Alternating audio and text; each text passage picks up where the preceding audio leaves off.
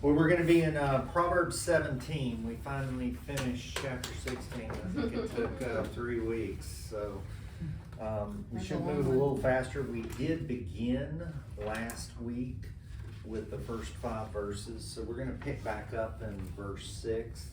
I think you'll find this lesson very helpful. I know I went through it this morning in the men's group.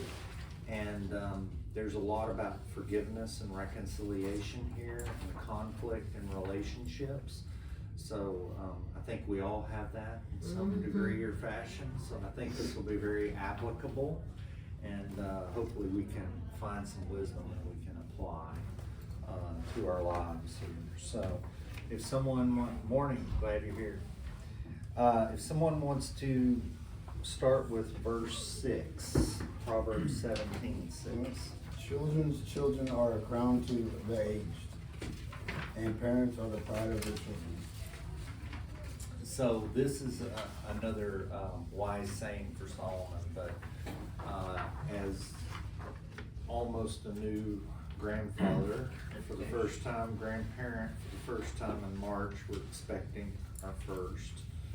And there's something about being a grandparent, because you get to enjoy the children and sugar them up and then hand them back to their parents, right?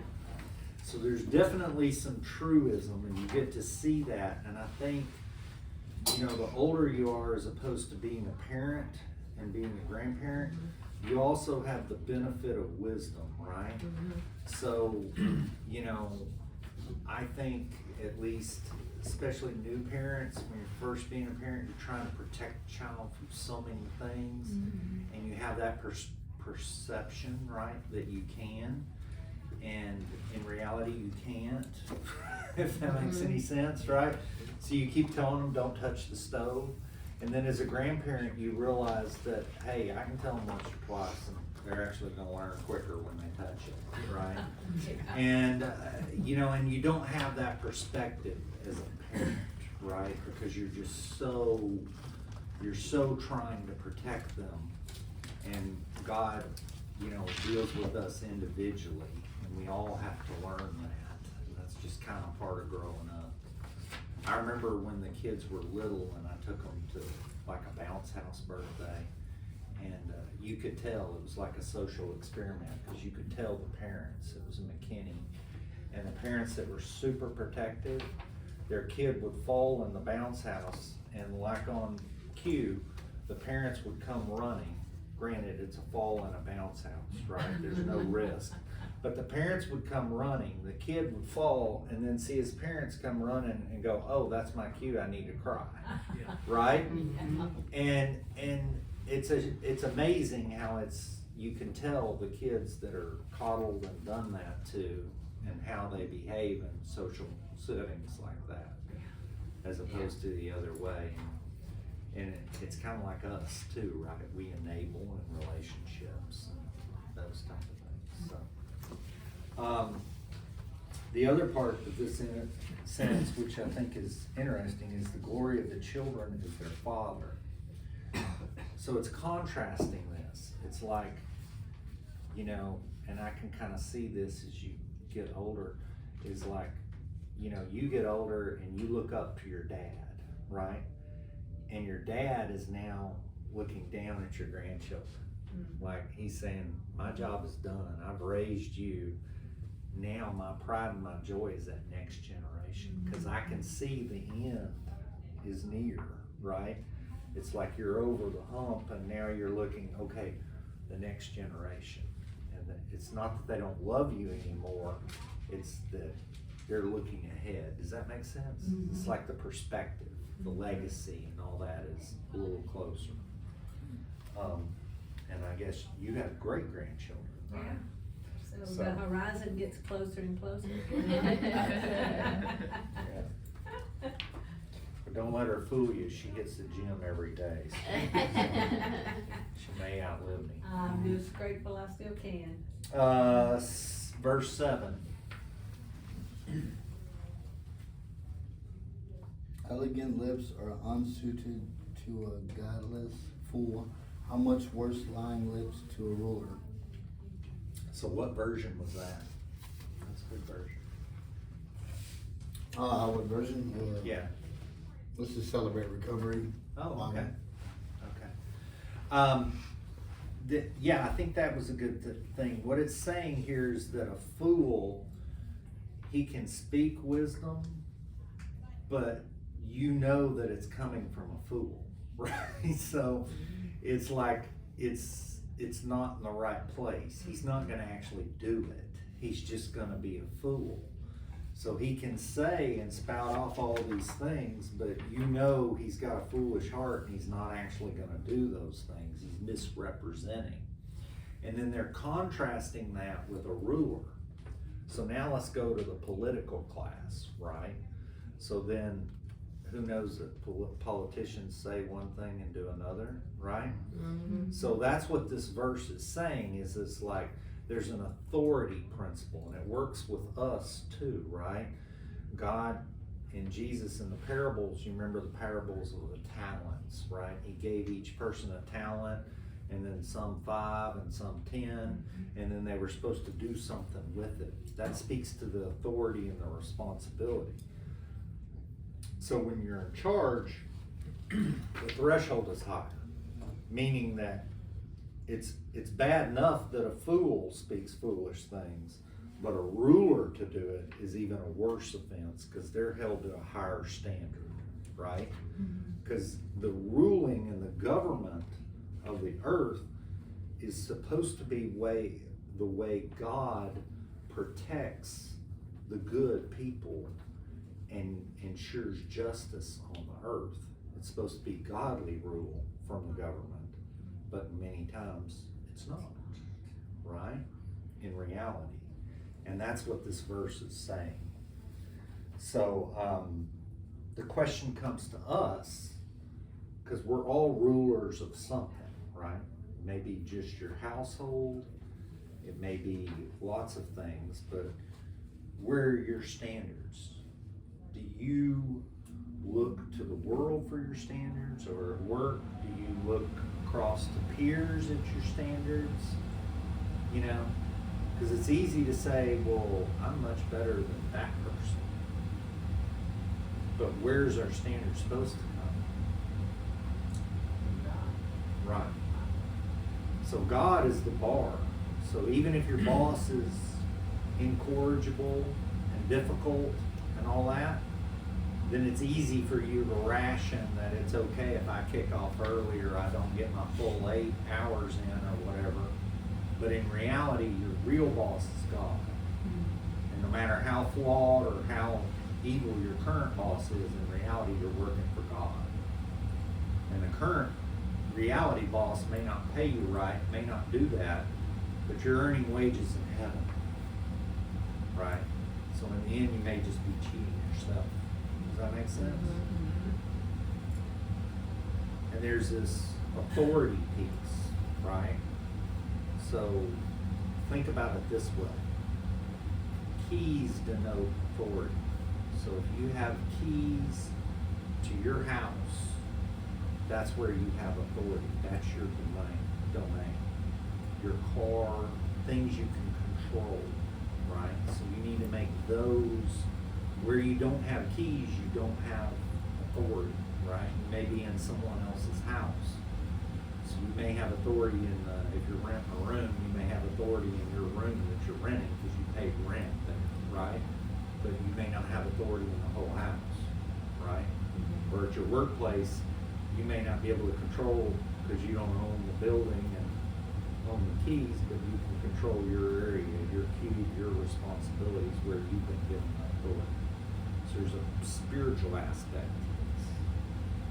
I had a dream. I always pray before I go to bed.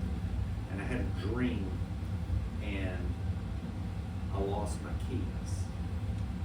And I had to go back to go forward, right?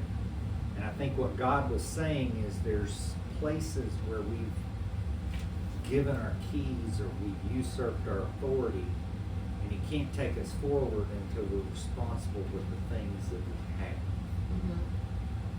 So ask yourself, where have you not been responsible? You've been given keys, you have the authority, but you're not bringing kingdom, godly rule in that area, right? You can't control what doesn't happen outside, but you can control that area. Does that make sense? Okay. Let's go on to verse 8.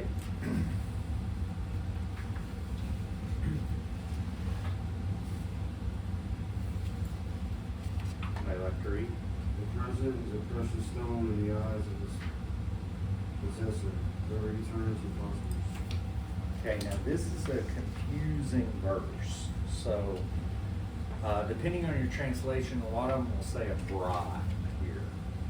So what Solomon, this is where we have to understand we're in Proverbs, which is wisdom literature.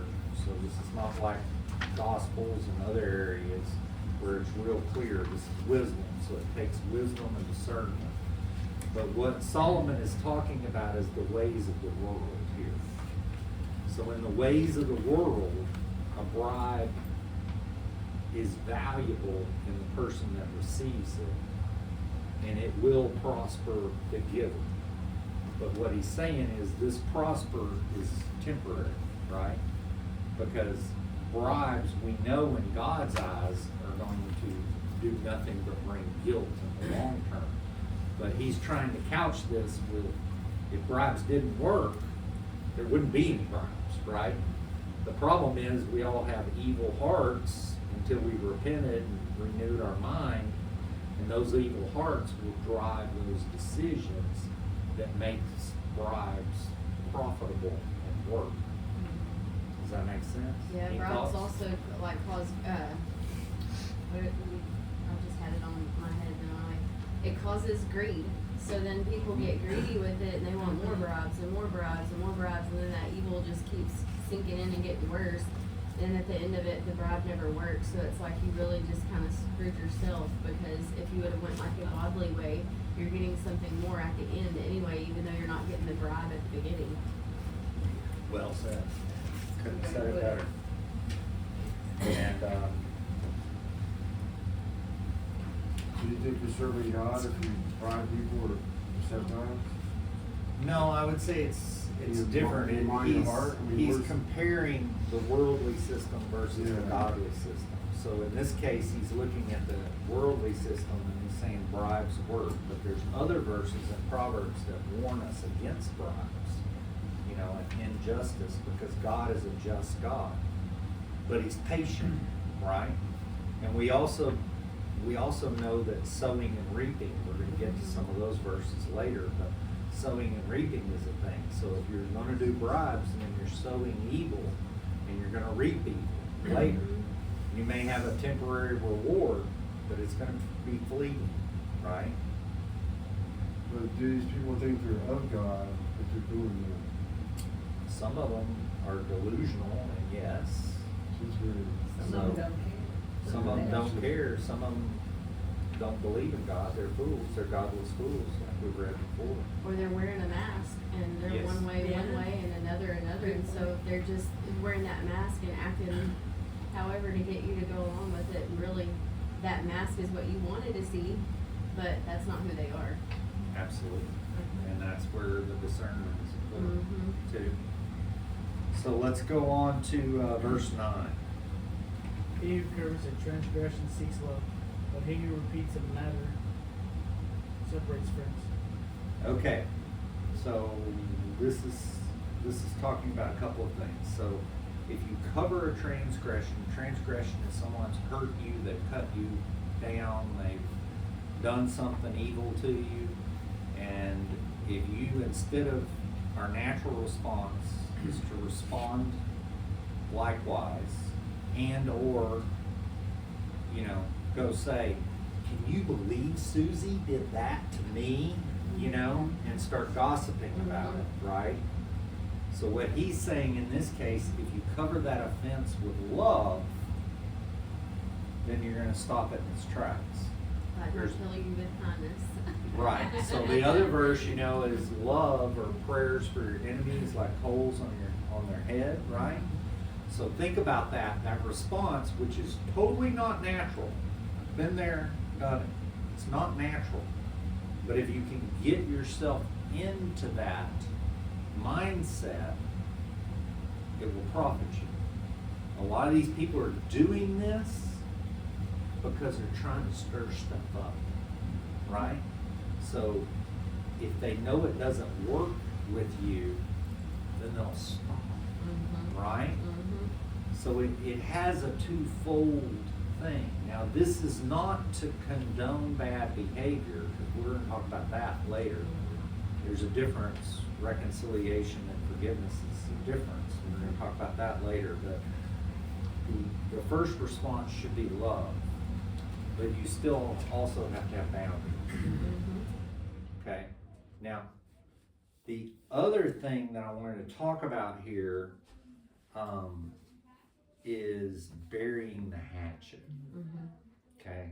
So in relationships, whether it's with your spouse, your significant other, your girlfriend, your child, whatever the relationship, family, friends, co-workers, whatever it is, we have a tendency to want to go back in time. Okay? So the old saying of burying the hatchet and then digging it back up. If you really care about the relationship and you want this to work, you have to learn how to fight fair. Okay? Fighting fair is not bringing up the past. That's also where you have to be really strong in your faith, and you have to understand that you have to learn how to trust and stop trying to control because you don't trust. And that's by giving it to God. Like, you really have to give it over and just let it go, because I struggle with that myself. Yeah. I don't trust because I can't control, and I want to control so that I can trust. And you know, they don't have the opportunity to mess up because I've controlled it, but then I'm not trusting them, which means I'm not trusting God. Right. But So- let me put a spin on that, because I think this gets into this whole forgiveness reconciliation thing, which is a root of a lot of our relational problems. So forgiveness, as the pastor says, is letting the prisoner free and realizing you're the prisoner, right? So forgiveness is for you. Yep. It's not for the other person. Right. And that's a non-negotiable, okay? Reconciliation is a totally different thing. That means, because I've forgiven you, now we can have a relationship again, okay? A relationship requires trust. If trust is broken, you can't step back into that relationship at the same level you were, okay? That relationship has to develop through trust, and sometimes that trust is zero with that person, okay? Let me give you a biblical example. Joseph, okay? To me, if you're having relational problems, Joseph is your chapter you need to read. It's in Genesis 29, and I think it goes to 37 or something. But read that story, because the outline of that story is Joseph, you know, was betrayed by his brothers, sold into slavery, and then set up by Potiphar and went to prison. And then at the end of the story, he's over Egypt, second in command, and the brothers come back, right? But I want you to watch this carefully, because this is the model for reconciliation. Everything inside Joseph wanted to hug his brothers, and he wanted to have that relationship. He was alone in Egypt. He was heartbroken, right? But he didn't. He hid himself, and he treated them harshly. Scripture said that. He fed them, but he treated them harshly. And then he jailed Simeon, one of his brothers, and then he tested them to see if they were going to leave their brother in jail or not. Right? He didn't jail Simeon because of spite. He wanted to test them to see if he could trust them. And then once they came back for Simeon, which took a long time, right? Then he entrapped his younger brother, Benjamin, to see if they would turn on their brother again. And they didn't. And then once that happened, then he was able to establish a relationship. Okay, so that's the plumb line, right? And what I've seen, and through years and years of counseling couples that are going through all kinds of conflict, is there's an offense, then one or more of the spouses forgives the offense, and then you try to step back up to the level you were before. Mhm. And that's a recipe for disaster. Mhm. I'm just telling you, I've seen it, been there, done it, seen the outcome, right? You can't start there. You have to start back here. You have to start dating again. You have to start building trust. I forgive you. We're not gonna talk about the past sins, but we have to reestablish trust, Mhm. okay? And that's where you start. Whether it's a couple's relationship, a friend, wherever it is, okay? That's just protective boundaries. Does that make sense? Mhm. Is that helpful? Mhm. Sounds Okay. good. What? Sounds good. It's tough to do. Sounds real good. It's tough to do. I'm not saying it's not hard, but you've got to look at it this way. You've got to look, if my relationship ended that way before, then I don't want that relationship back. I want the relationship that God wants me to have with that person. And we were never at that level. And to get to that level, getting back to where we were is not going to be helpful. We need to get to where we need to be. And to get to where you need to be, you've got to start ground up and reestablish that trust. Does that make sense? Mhm. And that's harder said than done, because everything in you wants to just give that person a hug or. Sometimes God wants you to be alone and reestablish. establish trust with Him, though. That's true. Mhm. That's what I've been doing the last 5 years. Mhm. I'm doing better than I've ever done. Yeah. Well, a lot of us use those relationships to enable or to get our mind off Mhm. things. And truth being said, we're not ready for a Well, relationship. everyone I've ever given that complete trust to is. Yeah. So it's hard. It is. I'm old now, I'm not even worried about it. Yeah. So, yeah. Well, that's good. You gotta learn to love yourself first. Mhm. And You know, a lot That's of people really have important. very low expectations because they have low self-esteem, Mhm. you know? Okay, hard to love. let's go to verse 10.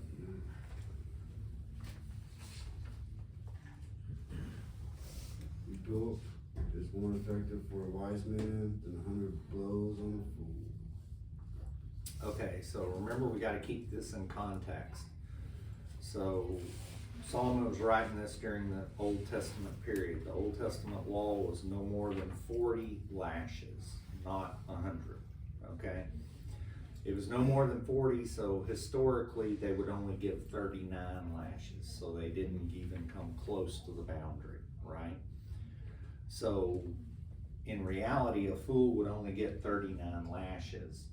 So the 100 is either one of two things. It's either hyperbole, meaning you could beat him even 100 times if the law would allow it, and it's not gonna work. Or it's, this guy's gonna make the same mistake at least 3 times, right? Do you see the rationale here? So in this case, there are about 3 people in this example, and you need to ask yourself, which one are you, or which one were you in certain points of your life, or which areas of your life are you still that person, right? Because those are the 3 kind of things. You can either be the wise person that will accept the rebuke, and there's probably parts of our lives where we are that now. There's probably parts of our lives where, if we're honest, we're still a little stubborn in some areas and may not accept that rebuke, even though we need to. And then you could also be the one that's giving the 100 lashes to a fool, right? Mhm. So why are you giving all the lashes? They're a fool. They're not gonna change, right? So you have to have wisdom and discernment. Or there may be some areas in your life where you are the fool, and God is now reminding you, you know, all those issues you're having in that area, those are the lashes. See, I always And the thought beatings will continue, right? Until you change. Go ahead, Sean. I always thought this verse was holding your anger back instead of like beating up for something or doing you wrong. You know, Mm-hmm. it's wiser to not react to that situation or something? Well, there's lots of ones on anger, but I think this particular verse is on the rebuke, right? So it's on correction. So So is this- there's lighter correction, which is a rebuke, and then it goes stronger as we go, and we're gonna get into that with verse 11. But the wise person is gonna accept the rebuke, because that's the lightest correction, right? Does that make sense, Sean? Yeah, where was this law at? It's in Deuteronomy, and I think in Leviticus, but Leviticus. I'd have to look it up, I mean, honestly, but it's in the law text. Is that that something they it do back in limits to Rome? 40, no, it was the children of Israel prior to Rome, but Rome, Okay. they continued the tradition. That's why Jesus got 39 lashes, right? He didn't get 40. He got 39, because they were keeping the law. Okay, let's go on to, verse 11. An evil man seeks rebellion, therefore a cruel messenger will be sent against him. Okay, so this verse is about rebelling, and rebelling can be good or bad, but in this case, rebelling is against good, right? You're rebelling against godly rule, you're rebelling against correction or rebuke or those type of things. And if you're evil, you're gonna continue rebelling, right? It's like you Try a little harder to get away with it. Right, exactly, right? So what happens is that there's a cycle. If you continue to rebel, the correction gets more and more severe. And ultimately, and this is where Solomon goes to it, ultimately a cruel messenger will be sent. So think of the example of the Israelites when they were in the land of Egypt, right? With Pharaoh, right? Pharaoh and the Egyptians got 9 signs, and then the 10th one came, and it was the death angel. That was the cruel messenger, right? They had had 9 opportunities, not 1, but 9 opportunities to turn. And then even the night of, with the Passover lamb, they could have joined one of those households and gotten one of those houses, and some did. And some left with the children of Egypt, but others didn't, right? And they had to face the consequences of that cruel messenger. Or think about Matthew 24. We're reading that right now with Jesus, right? So Jesus promised all these things to the Pharisees and the Sadducees, and then he said, you know, this destruction is gonna come upon this house, and, you know, this generation will see it. And then he died, and then within 40 years, he gave him 40 years to repent, right? A whole generation to repent. And many didn't, right? Mm-hmm. And then the destruction came, right? The evil messenger came, right? So that's what this verse is saying. So the wise are gonna heed the rebuke, you're gonna realize this, and you're gonna change. Any thoughts, questions? You've been there? You've not heeded the rebuke and had some evil messengers of some degree come in your life because of it? I know I've been there. Okay. The other question I had here is, can you have a conversation with someone that's evil? Like a rational conversation? Not really. And you can, but you're really probably not gonna get anywhere. Then So you have to use where, discernment. so yes, discernment, that's where Yeah. I was going, right? So So we we're need to gonna- be able to understand that discernment, right? Discernment? What's Yeah, that? discernment means like, it's like you're really like assessing the whole situation and that person as a whole, all the way around, how they are one place and how they are another. Like you're just making sure you understand the situation to it. You don't fall a fool to what they're doing. Like you're really kind of seeing the So mask bigger off pic- of them. the You know, bigger picture of like Yeah. who they are? you're using your judgment Okay. on the situation to see all of the aspects of that person. Yeah, you wanna, a lot of times you want you'll see the actions won't match the words, Mhm. right? That's normally a good telling sign, right? Mhm. Jesus said you measure the tree by the fruit, right? So Mhm. you look at the fruit. Don't look at the, like we're doing in Matthew, the leaves on the tree, right? Mhm. The tree can look green with green leaves, but still has no fruit. So when you say right? fruit, you're saying like, look at what is produced by that, like Yes, the outcomes of everything. So like if you see that they're leading a good life and they're, you know, I'm not saying successful, but like you see that things are more in their favor, then obviously they're probably doing what's right. But like if you can tell there's something going on and they have to do so much or like all this stuff just keeps happening, then there's probably something more to it. maybe, I think It's kinda hard to a clearer example would be somebody that's always causing strife, Right. right? Right. So regardless of the wealth situation, they could be wealthy, but if Mhm. they're always causing strife or there's always drama around them, Right. then that's probably a sign, Mhm. right? Because where there's sin, there's strife, right? So they don't have that peace. I would look more to the peace. Mhm. Like peace, think of the 7 fruits of the Spirit. Peace is one of the big ones for me. Mhm. Does this person really have peace? Are they easily angered? You know, are they always, do they talk about God all the time, but you don't see it in their life, Mhm. right? Those are all warning signs that something may be adding up. Jesus was a master of this. Of course, he was omniscient, but you know, like the young ruler, right? Mhm. He went right to the question. He did all the answers correctly, and he went through the commandments. And he says, "What am I lacking? I've already done all these things." And Jesus said, "Sell everything, you know, and follow me." He's the only person he said sell everything. The stuff wasn't the problem. The stuff had gotten in its heart, and it was above God. Mhm. Anything you put above God, even if it's good, is a problem, right? Does that make sense? Mhm. So we need to discern that, right? So a lot of times you get clues on that if you're around the person enough. You know, how do they treat their spouse?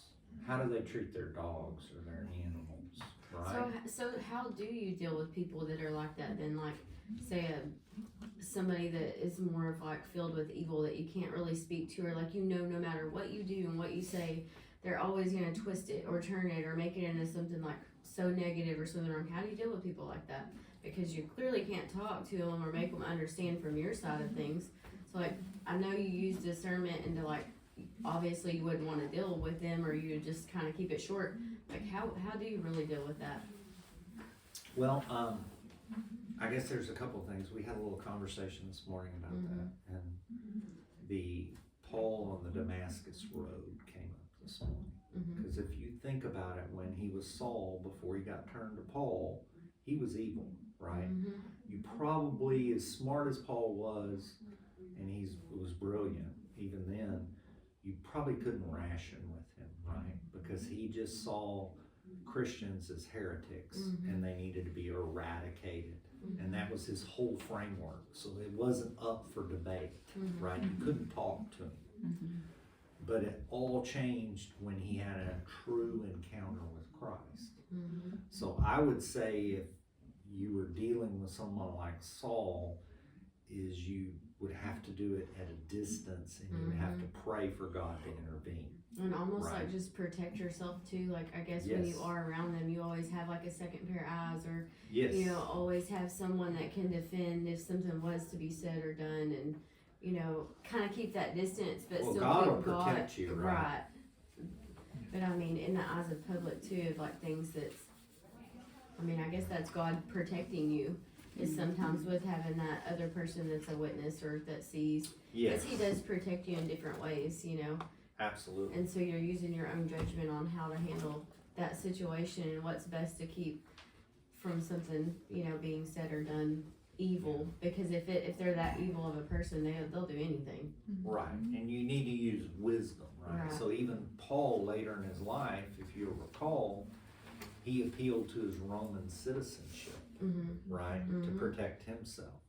So we do need to use our mind. We can't just blindly trust God to do everything, right? We have to step out in faith, and we have to know that He's there, and we have to bring some witnesses if you have a feeling that this could be used against you, you know. You have to use logic. But you also need to have boundaries and you need to protect yourself. And the most important thing is these people that are normally evil like that, they're gonna go to the lowest prey, right? So if you already got your boundaries up and you know their game, then you're already miles ahead. Because most of the time they're just gonna stick to somewhere else where it works, right? It's like you test the door and is it locked, you know, and then you just move to the next. Does that make sense? I mean, I think of like a modern day example, and Bill Gates comes to mind, right? If you can't, in my mind, at least for me, I can't have a rational conversation with someone's solution is to depopulate the world, right? If that's their frame of reference, I can't have a solution. I can't have a productive conversation with them, you know? And all I can do is pray, because he's still made in God's image. He's just been corrupted beyond reach of ration, right? So God's gonna have to intervene. Okay. Let's go to verse 12. Better to meet a bear robbed of her cubs than a fool bent on folly. Okay, this is an interesting verse, right? So, but I think where he's going with this, Solomon, is a bear robbed of her cubs. Understand the bear is incredibly angry and very capable of ripping you from limb to limb. But what is the bear's goal? To protect your cub. To get the cub back, right? Because it was robbed. The cub was robbed. So within that scenario, if you were holding the cub, you'd be quickly giving the cub back to the bear. And that might appease the bear and you might have a chance, right? Does that make sense? Whereas a fool is totally unpredictable, right? You don't know.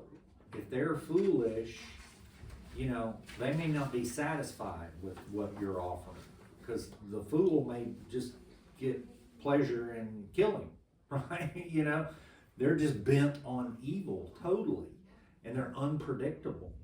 So some fools that have dangerous, their behavior's unexpected and unexplained. So it's almost more dangerous. Go ahead. I mean, when you were talking about that story right there, I was thinking about like whenever I was in jail, when new people would come into a pod, it was kind of like that, you know, you just don't know what to expect and what kind of drugs they were coming off of, and you didn't know, like, you may be cutting them in line or anything like that. Some people might do that to some people, but if a new guy comes in and he looked a little like he hadn't had a bath or a haircut in a while, and, you know, he was talking to himself, walking around the pod, that kind of, you know, reminded me of something, you know, those times. You just don't know what you're getting, because they're just coming fresh off the streets, you know, what they've been through, so, you know, you want to kind of keep your distance from them and kind of survey the situation. Real life wisdom. Yeah. Definitely. And let's go on to verse 13. Evil, I'm sorry. evil will never leave the house of one who pays back evil for good. Okay, so I thought of a couple of things here, but the best explanation of this is if you're repaying evil with good. So something good was done to you and now you're doing evil to that person, right? So the best example I could come up with this, and I thought it was a pretty good one because it kind of does both sides of this, was if you recall the story of King David when he was on the run with Saul. And if you haven't read this, I suggest you go back and read it. It's in that 1 Samuel area. I put the reference of the verse, and we'll get to the verse here in a minute. But he was on the run from Saul, and he had all his fighting men with him. And David was a shepherd. So there was a rich man called Nabal that had huge flocks of sheep. So while he was out in the fields, David protected his sheep. So he had his soldiers kill any wolf or coyote or lion or anything that would eat the sheep, right? And he protected the flock. So then Nabal, it came time to shear the sheep and bring them in, and they would, shear them and get the wool and get the meat and all that. So he sent a delegation of his men and said, look, you haven't lost a sheep since we've been here, so please repay us with some, meat for my men. And by the way, Nabal's name means fool, okay? So he lived up to his name. But he wrote back and sent the messenger back and told the messenger, who is this David? Does everybody rebel against the king? And why should I pay you anything, right?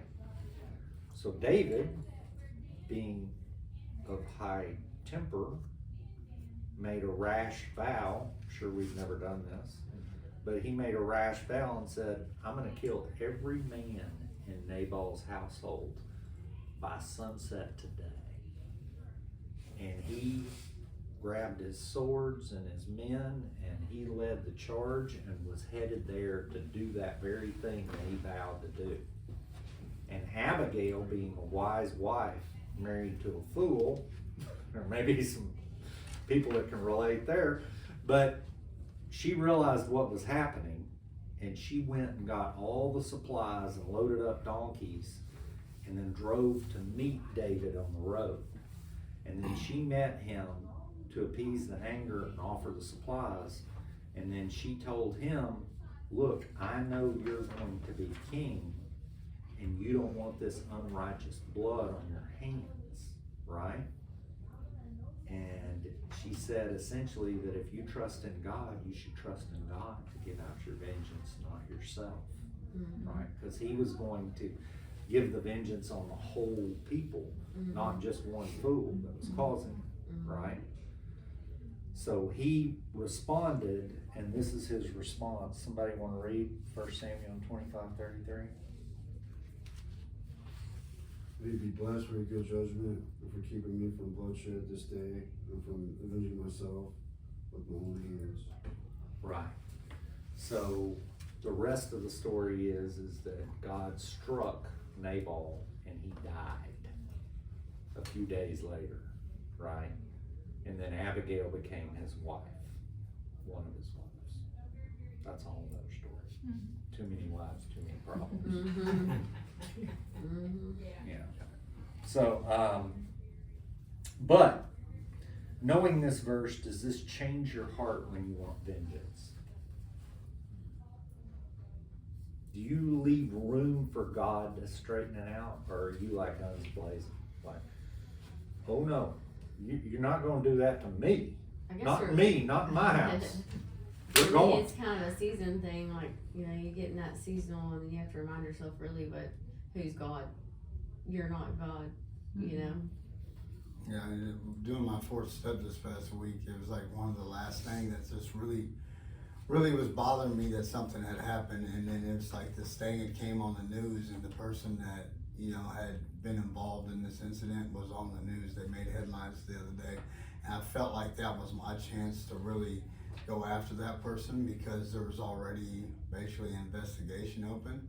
And I felt like, man, I was like, why would that come on? I never turn on the news. And the news, there he was, and it didn't even say his name at first, but I had a feeling like there was something. It was probably happened about 10 days ago. And I was like, I bet you it's that guy, So I looked it up on the internet, and then it was in the middle of me doing my fourth step, and it was him. I was like, oh my, I couldn't believe it. So I'm thinking, like, do I need to really focus and put all my energy into that right now, or do I just need to finish my fourth step and forgive him? I'm on a different path. I'm giving 100% every day, towards my new life that I've dedicated to Christ. And I had to talk to Pastor Lynn about it, because I needed one more. I've never really talked to him one-on-one like that, but that was like, oh my, weighing heavy on my heart and like really stopping me from going to the next step in this program. And I let it go. I talked to Pastor Lynn. He gave me some good advice. He said, anything that's going to mess up the good stuff you got going on right now, forgive that guy. He's already got something coming to him. Karma's basically, or, I don't know if it's exact words, but he's like, something's already going on with him. you go ahead and continue going forward in your life and let it go. So I forgave him, and now I'm going to the next step. It's never good to be revengeful. Like when you want revenge for something, that's when you know like you need to be doing some soul searching too, because it's like at that point you're just as wrong in that moment as they are, because you're thinking like I could do all these things, and you're Right. thinking evil thoughts. That's Yeah. how I look at revenge sometimes, is evil thoughts. Like I have that evil thought, well I'm no better than they are if I'm thinking that evil thought. But then I'm like, sowing and reaping, it comes. So it's not my job to justify it, or it's not my job to punish them. That's God's job, and it's gonna come. Yeah. He takes care of it, And then I like to think that, at least what helps me, I don't know if this helps you, but God's judgment's probably gonna be a lot Oh, worse than yeah. mine. Yeah. So, if I just step out of the way, God's Get gonna out of do the a way. whole lot better job of evening the score than I would. But now, so like in that So- situation, like if you're not trying to be revengeful, okay, but like say he wanted to just justify something and just give his word of what happened, like, or hold someone accountable for what they had done, other than trying to get revenge, but just basically stating facts and putting that evidence out there to help someone else, is that wrong, or is that still revenge? Well, I guess it would have to be the heart of the matter, right? Right. Because you'd have to do the heart And of I the don't know matter. the situation, And then I'm you could just also asking. just kind of pray, right? Yeah. So pray for God to open the door, like to give Yeah. you a sign, Yeah. right? Right. So the Holy Spirit could give you a sign, and that sign might be as simple as an anonymous tip line, or Mhm. a friend reaching out to you and saying, "Hey, look, the cops called me about this. I know you were Right. involved. Would you like to do that?" And maybe that's your sign that God's granting you the permission, right? I'm glad we're talking about it too, because it was like right when I was on the fourth step, it was like one of the things that I shared a week prior to that news story that came on. And literally it came on, I mean, I never turn on the news. It was like, I didn't know what it wanted me to do. I didn't know if it wanted me to follow up on it and like, not necessarily revenge, but I just didn't know what to do, because it was crazy. It just all happened at once. The same week I was working my fourth step, the person that I needed to forgive was on the news, That could have even been a I part of didn't- the devil trying to, you know what I mean, Absolutely. like knock Yeah. you Spiritual down. warfare. Yeah, I know, like It made me could think have about been, that yeah. situation again. Mhm. And I'm glad I talked to Pastor Lynn, because it is something that's, I haven't shared with very many people at all. And, it was like, and I felt like I made the right decision for giving them. And then I'm glad we're talking about it, because it's like, everything's playing like exactly as it's supposed to. That, to talking to Pastor Lynn, to this lesson. So I do appreciate it. That could have been your test too. Oh, but yeah, it was Let's good. do one Just last something going verse on. and then we'll wrap it up, because we're running out of time here. Somebody wanna read 14? The beginning of strife is like releasing water, therefore stop contention before a quarrel starts. So the analogy here is like a dam, okay? Like when the hole is small, you can put your finger in it, right, and stop it, right? But if you let that go and you don't deal with the problem when it's small, what happens? It's Just bigger. keep growing. Mm-hmm. And we all know these relationships where people aren't talking to them. Mm-hmm. And some of them go on for years and they don't even remember what the original offense was, right? Because they let something small just grow and grow and grow, and they're hurt and hurt and hurt, and it becomes uncontrollable. Now, once again, this is wisdom literature, so you have to understand, if it's a small offense, let it go, but you also have to have discernment. There are some people just pushing fingers and dikes and going around creating problems. So you have to have discernment to know, is this just a small matter that we need to correct and fix, or is this person just bent on evil, and I need to understand that from a boundary perspective, right? So in my house, especially when we were first married, my wife had a huge issue with this. I call it the expectations talk, right? Mm-hmm. So the first time somebody lets you down, or they betray you or something like that, you have a right to be upset, Mm-hmm. okay? You can be upset, you can kind of vent it, let it out. Second time it happens, you don't have a right, right? Mm-hmm. Because you already know. This gets back to the trust thing. So it's not like you cut them off or you're mean to them, it's your expectations are down here, right?